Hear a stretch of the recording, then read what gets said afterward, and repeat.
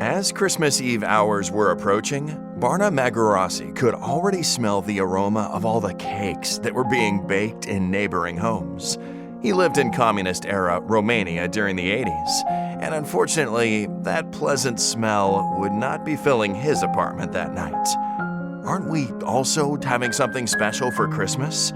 BARNA asked his mother, Genevieve. "I haven't yet found a recipe for making a cake with just 2 eggs," she answered. Disappointed for not having the essential ingredients to prepare a treat for her children, she went into another room, closed the door, and cried to God for help. Like the poor widow, she had been faithfully putting God first, returning her tithe even during the most difficult times. Believing in His promises and that He would provide for her family, she felt peace in her heart. A few minutes later, one of the neighbors knocked on her door and asked if Genevieve had 2 eggs she could borrow, because she didn't have enough for her Christmas cake.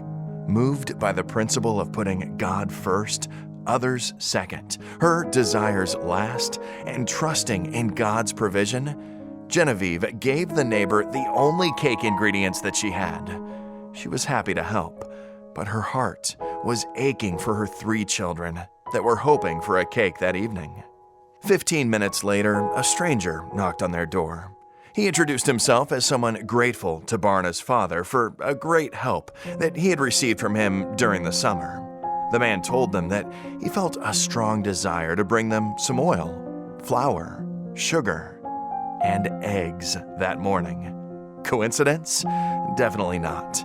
There is someone who knows everything, who is able to give us our food in due season, who opens His hand and satisfies the desire of every living thing.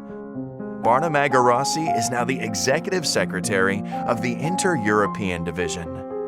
As you worship the Lord with your tithe and your promise, pray for a growing trust in His supernatural ability to supply all your need, according to His riches in glory by Christ Jesus. May we put our desires last and God first.